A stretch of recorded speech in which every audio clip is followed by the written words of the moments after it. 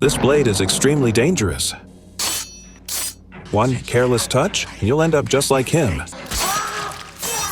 And its owner is anything but ordinary. It's him, the one they call the vampire hunter, Blade. His ultimate goal in life is to wipe out all vampires hiding in the shadows, to bring peace back to the world. But Blade himself is also a vampire, though not a typical one. He has the same superhuman strength and healing abilities as other vampires, but he can walk in the daylight. That's why they call him the Daywalker. And the reason he's so unique and hates vampires with a passion goes back 30 years. Back then, his mother was bitten by a vampire just before giving birth. In her final moments, she gave birth to Blade, but the vampire virus spread rapidly, and baby Blade ended up with half-human, half-vampire blood. Later, he was lucky enough to be adopted by an old man. This old man was something of a legend himself. Not only was he a skilled vampire hunter, but also a top-tier engineer. All those insane weapons Blade uses, they were all made by him. But Blade's half-vampire bloodline left him constantly craving human blood, so he has to inject himself with an anti-serum every day to stop himself from turning into a bloodthirsty monster. One day, Blade sets off on another hunt. It's a vampire nightclub hidden deep in the city's underbelly. They're in the middle of a full-blown blood rave. Blade doesn't hesitate. He pulls out his pure silver weapons and begins a ruthless slaughter. Vampires have 3 weaknesses: silver, garlic, and sunlight. Low-level vampires turn to ash instantly when hit by any of them. But high bloodline vampires have some resistance to silver and garlic, making them much harder to kill. Like this low-tier boss, who's already escaped Blade several times. This time, Blade isn't letting him go. He plans to burn him alive, but just as the fire starts, the cops show up. Blade has no choice but to retreat. Still, the low-tier boss is already burnt to a crisp, but with his powerful healing ability, a vampire like him won't go down that easily. He drinks fresh blood from the medics and begins to recover. Just as he's about to feed again, Blade comes charging back. He slices off one of the vampire's arms. 2 security guards, without knowing what's going on, see that he's black and empty their clips on sight. The low-tier boss uses the chaos to jump out the window and escape. Blade wants to go after him, but sees a helpless female doctor on the floor, pleading with her eyes. He usually wouldn't get involved, but he's reminded of his mother, who died in a hospital just like this. So he picks up the woman, braving a hail of gunfire, and throws her to the rooftop across the street.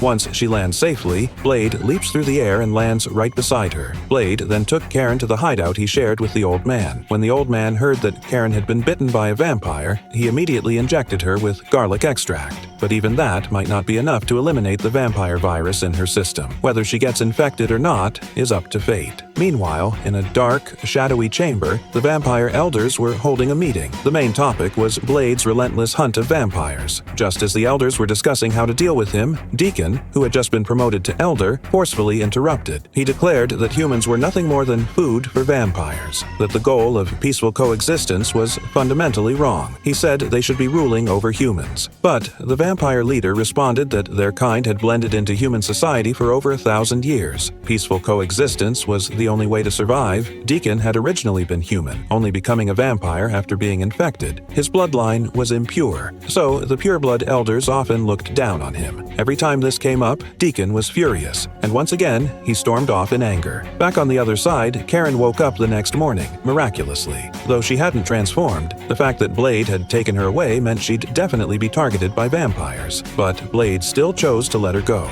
and even escorted her back to her place in broad daylight. Sure enough, as soon as she got home, a cop came knocking. Blade, hiding nearby, caught him red-handed and gave him a brutal beatdown. But this guy wasn't a vampire. He was a familiar, a human, working for the vampires. These people crave the eternal life of vampires, so they do their bidding in hopes of being turned. There are many familiars hiding in human society, posing a serious threat. So Blade never shows them any mercy. This particular cop was in charge of transporting fresh blood for the vampires. Blade let him run. As long as the blood was still in the car, he'd definitely come back for it. So Blade waited through the night. And just like he expected, everything went exactly according to plan. He tailed the guy all the way to a bar. No plan, no backup, just barged right in.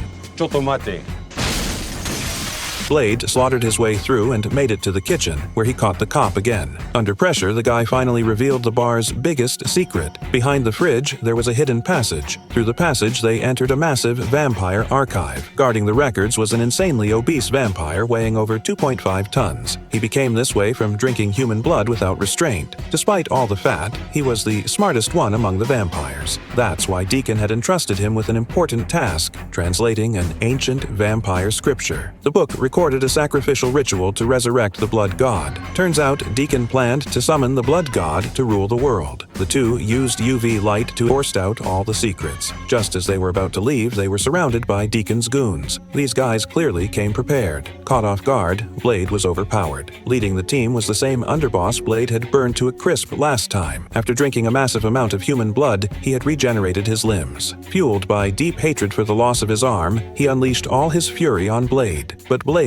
wasn't panicking, because he never worked alone. Suddenly, an explosion ripped through the basement, and standing behind the blasted wall was the old man. He held a submachine gun loaded with silver bullets and single-handedly tore through the enemy ranks. Blade broke free during the chaos, recovered his silver sword, and charged into the escape tunnel the old man had opened for them with Karen. Seeing that they made it out, the old man threw in a bag of explosives. The blast engulfed countless vampires in flames, but the shockwave also sent the old man flying. Blade didn't worry at all, because he knew what the old man was capable of. All he had to do now was survive. Since Deacon had given strict orders to capture Blade alive, none of the vampires dared go too far. Only the underboss chased after them, but after a brutal fight between the two old enemies, he was still defeated by Blade, even had his arm cut off again. With no choice, he fled in shame. Just then, the rest of the goons caught up from another route. Blade grabbed the last car of the subway train and finally escaped with Karen, but Deacon's ambition was enormous. Risking exposure to the sun, he covered himself in sunscreen and went out personally to lure Blade.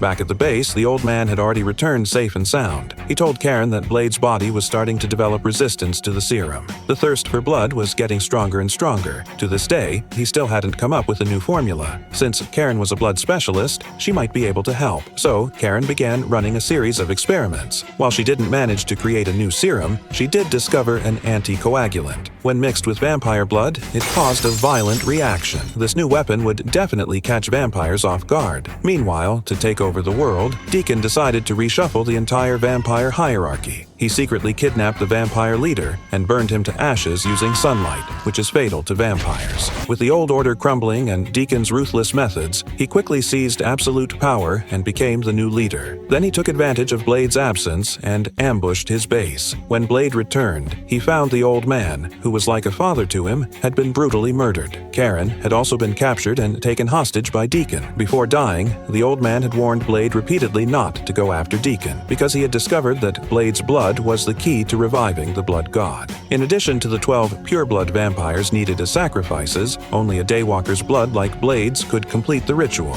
If Deacon succeeded, humanity would face an unprecedented catastrophe. After making peace with his fate, the old man took his own life, fearing he'd turn into a vampire. It was a devastating blow for Blade. He had nothing left to live for. This revenge had to be carried out. Fully armed to the teeth, Blade set off on his path of vengeance. He drove his car like a silver lightning bolt straight into Deacon's hideout. Fueled by rage, he let his bullets do the talking. The anticoagulant also came in handy. Every vampire that got hit exploded from the inside. As he pushed deeper in, a metal coffin suddenly opened in a white room. What he saw inside left Blade completely stunned. Inside the coffin lay his mother, who he thought had died long ago. But the real kicker, she had not only been turned into a vampire, she was now Deacon's woman. His worst enemy had become his father. Blade had always believed that hunting vampires all these years was his way of avenging his mother. Never expected it to end up like this. With his beliefs shattered, he was quickly subdued and taken to the vampire temple, the Temple of Eternal Night. At the same time, Deacon also captured 12 elder pureblood vampires to serve as sacrifices. Blade was placed alone on the high altar, sealed inside a specially made stone coffin. As the coffin closed, Blade's blood began pouring out like a fountain, flowing down the carved channels into the temple below. Soon, it gathered above the temple dome into a single drop which finally dripped onto Deacon's forehead. The 12 elders were also bathed in the blood.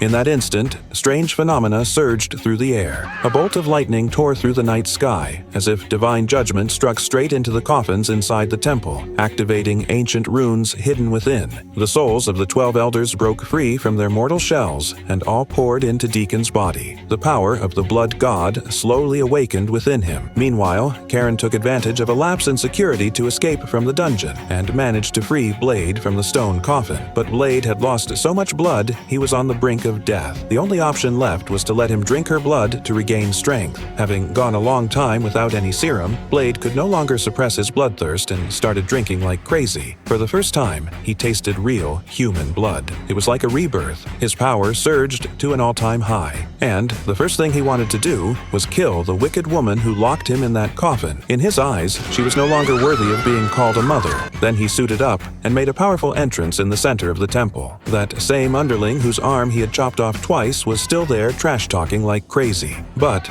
couldn't even survive a single blow from Blade. He put his glasses back on and went full badass mode. After taking out a bunch of henchmen, the blood god's power inside Deacon fully awakened. The two began their ultimate showdown, but under Blade's superior sword skills, Deacon was quickly overpowered. However, with the power of the blood god, he was basically immortal. No matter how badly he was hurt, he regenerated instantly. If the fight dragged on, it would only be a matter of time before Blade lost. Just then, Blade spotted the anticoagulant serum stuck in a crack above. He threw his weapon and skillfully used a trigger on the hilt to retrieve the serum. Then, with lightning-fast reflexes honed over years of being single, he shot every vial into Deacon. The last one hit him square in the forehead. The anticoagulant went wild inside Deacon's body, expanding rapidly until he exploded from the inside out. Though the blood god crisis was over, as long as vampires still existed, the danger would never truly end. And for Blade, that meant only one thing. His fight was far from over. Alright, I'm $7, a movie-loving content creator. Please like and subscribe. See you next video.